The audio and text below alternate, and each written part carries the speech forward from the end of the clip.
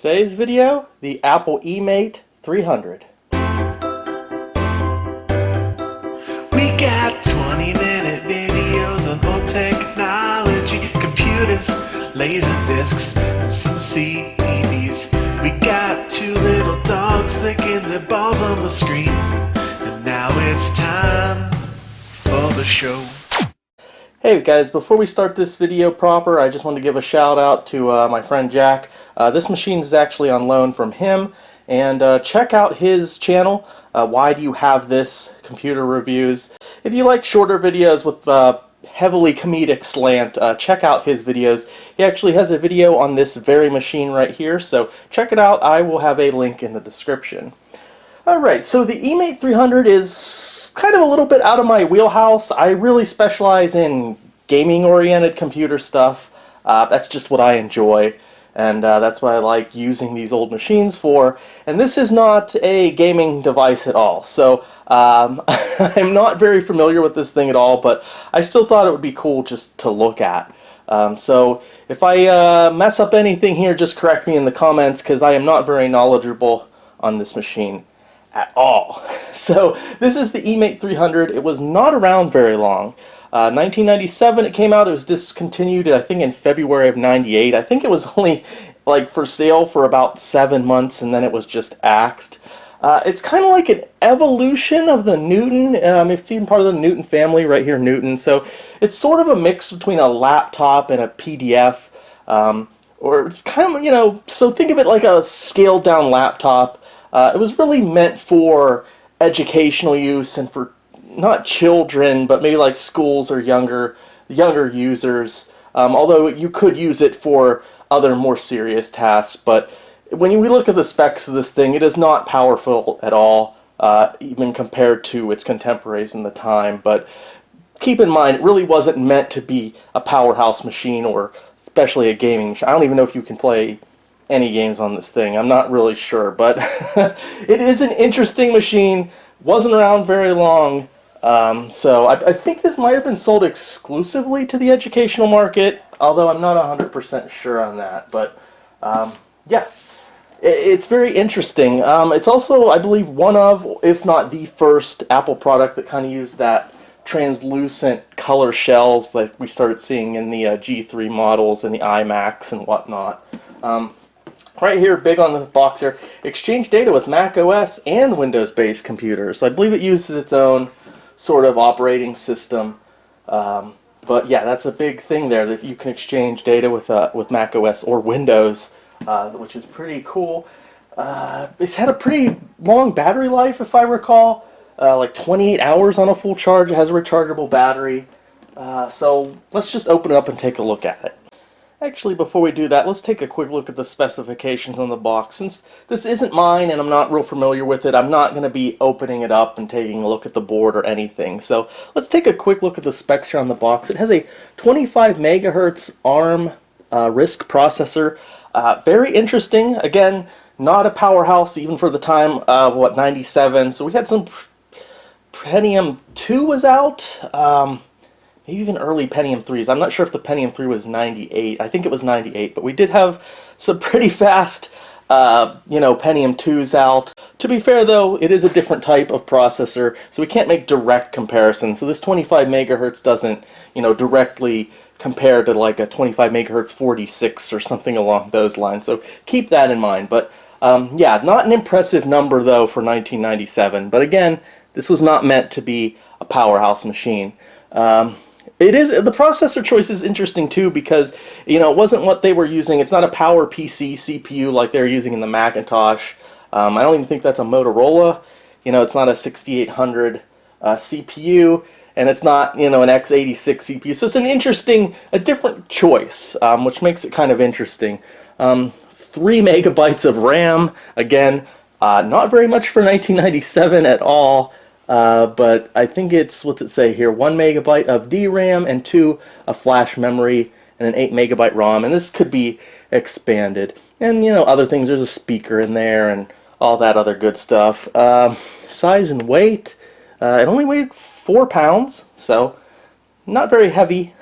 So I'm going to open it up now and we can take a look at it. Alright, so let's open this guy up and take a look. And there it is. There's the machine here, still in the plastic baggie. I think mostly everything is here.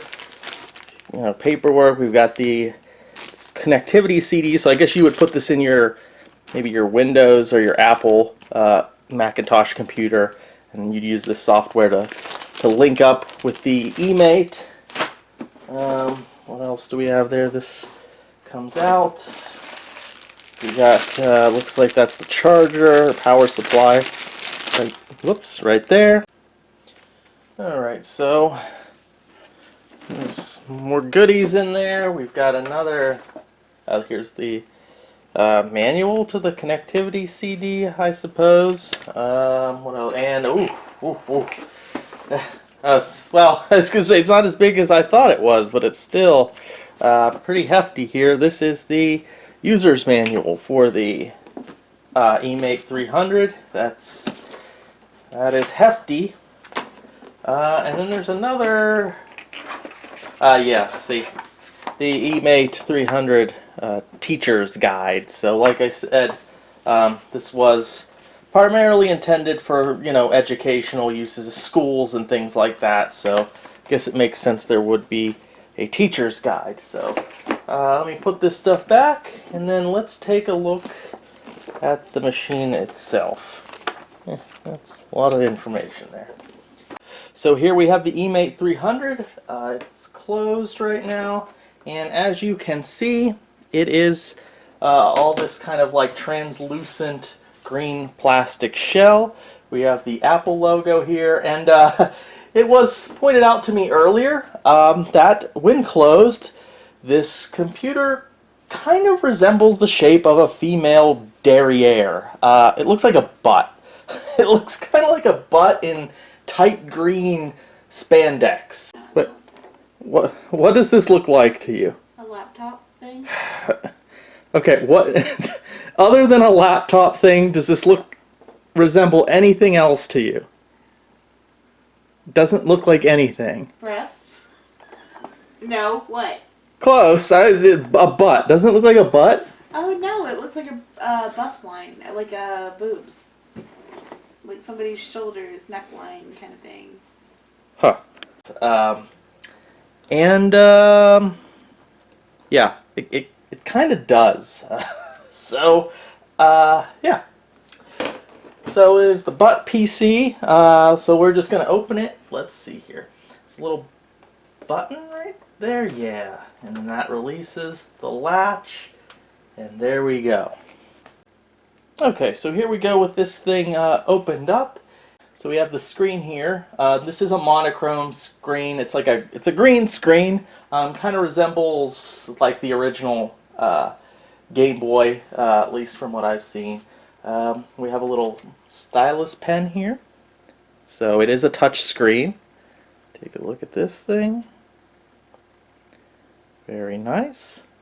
And I like how it has a little spot to put it, and that's nice. Look at this. There's even little spots that you could put it. So it's kind of like an inkwell. A little spot for your stylus either side, in case you're lefty. This isn't a full keyboard, but it does feel okay. It doesn't feel too bad at all. This little speaker right here. Sliders right there. I think that's a volume and maybe a brightness. I think this is a brightness slider. I think that's maybe a volume slider right there. Okay, just wanted to get a little bit better view of the keyboard here. So you guys can take it all in. Special function buttons here is power. I don't know if the battery still works. I'll try pressing that in a minute. Light button, guessing for the screen. Assist, find, undo, scroll, overview, scroll, receive, send, dock, extras, close. So let me just close this again for a minute so we can take a look. Zoom out. Nothing really on the back. On the bottom we have a reset button right there on the bottom. Like I said, I'm not going to open this thing up. Nice little tag for your name and address in case someone finds this, if they're nice enough to actually return it. So on the side here we have, there's where your power would go. And this little thing slides and we have connection things. They're Apple things. So I'm not too sure. That has an arrow, so I'm guessing this is some kind of like sending and receiving cable. Maybe you connect this to your Mac or Windows PC. I think that's like an Apple version of this, of a serial cable connection, I think. Not real sure about that. So I'm not super familiar with like Apple products and Mac. And then this side we have a I never remember how to say it. It's like a PCMCI slot. I think that's the abbreviation. So you can put all manner of expansion cards in here. I think you can even put like a wireless expansion card in here, or you can upgrade memory this way. But there's no floppy drive on this thing, no CD drive, no USB or anything like that. Although you could probably find adapters that you could put in here and connect things to it. And then we have a headphone jack. But again, like I said, this thing was just meant for almost like a glorified PDA maybe. So it's not really a full laptop, so you can't really blame it for not having all the bells and whistles. Let's try opening it up. It's actually kind of hard to open up. There's a good bit of force required to open that screen. Alright, I'm going to hit the power button. We'll see if the battery's still... No, nothing. Okay, so I'm going to hook this thing up to the power supply, and we'll see what we can do with it.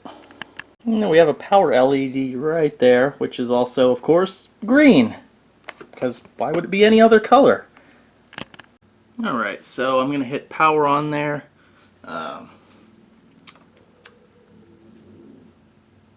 Okay, so something came up, but we can't see it because there's a ton of glare, at least for you guys, probably. And so let me just get rid of some of this light.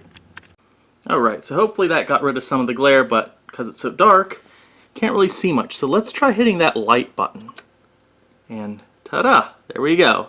So yeah, a very, very green screen here. Now, I've never really used this machine before, so I have no idea, but see, we can draw there. I have no idea what this is. It just says untitled paper, and I can write, but it just disappears. Alright, so we'll try some different things. So the one thing about this, it makes, every time you click on anything, it makes a noise.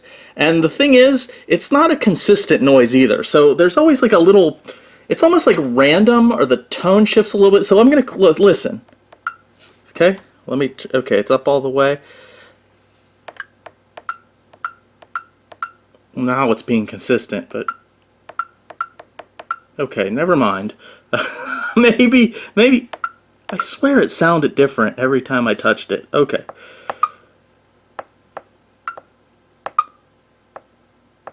Yeah, see, I'm hitting the same thing and you'll get a different sound.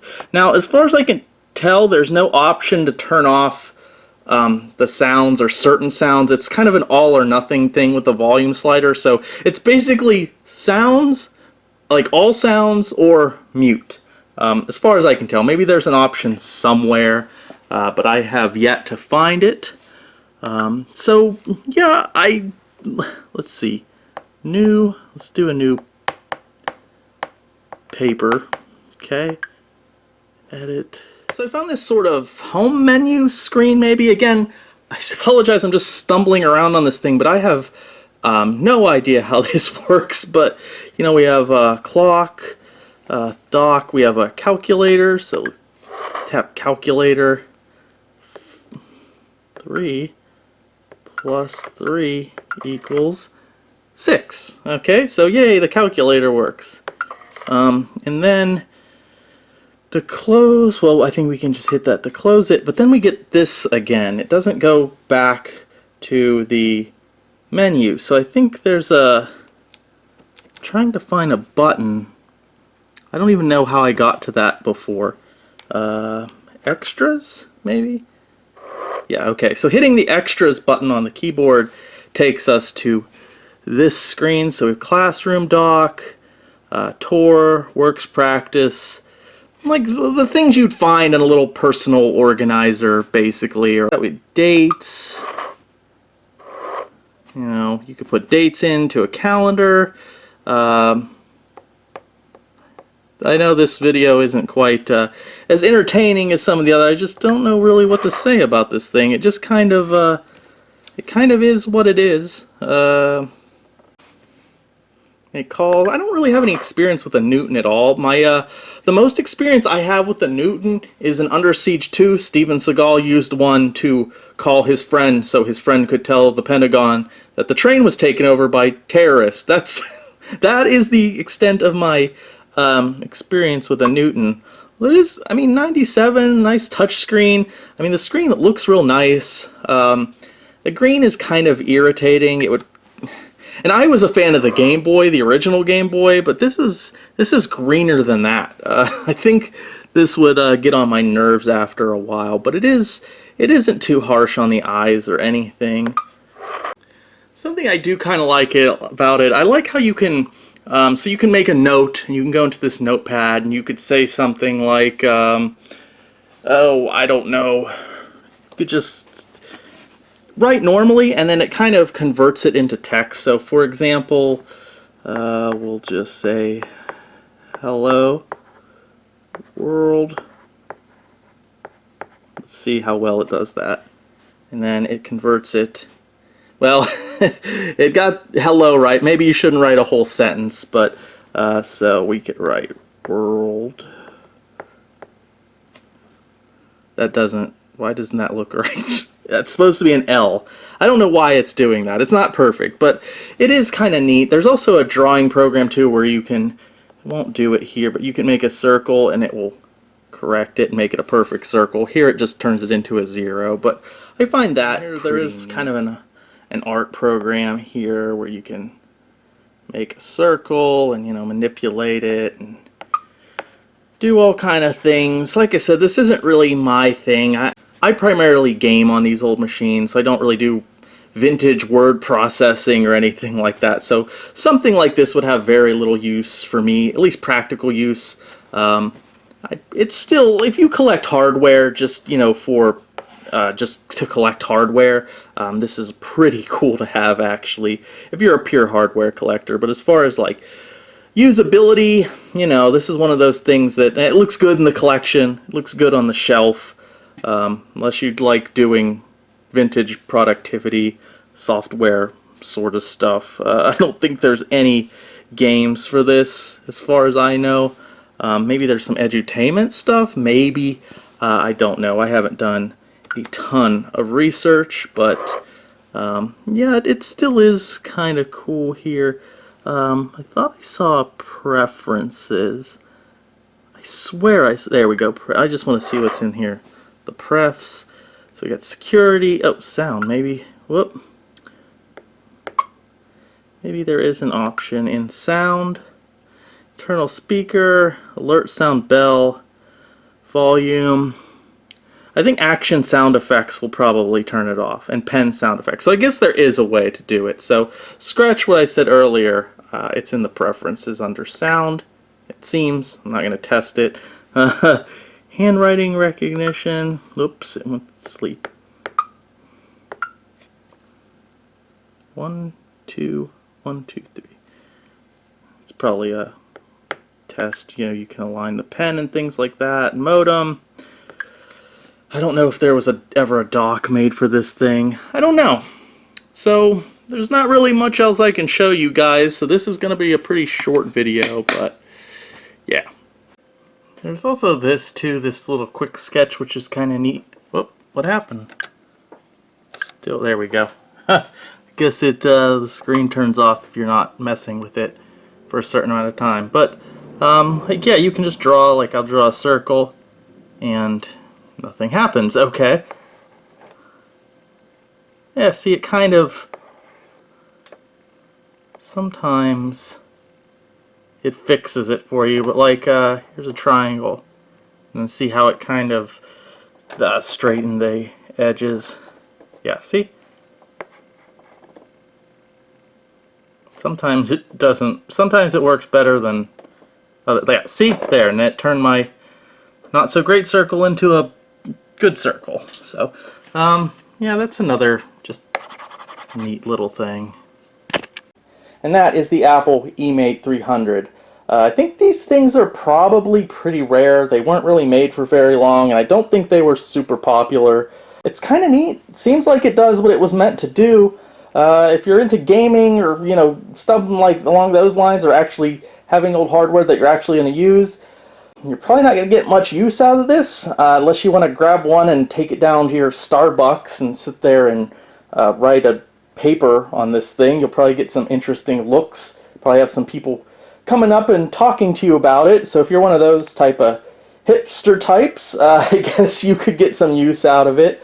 But other than that, you know, if you're a hardware collector, cool thing to have in the collection. But if you just want a game or something like that, you're not really going to get any use out of this guy. But it's still pretty cool, and it's a cool part of computing history and Apple history. So again, check out my buddy Jack's video. You might actually get more information out of that video than this one, maybe.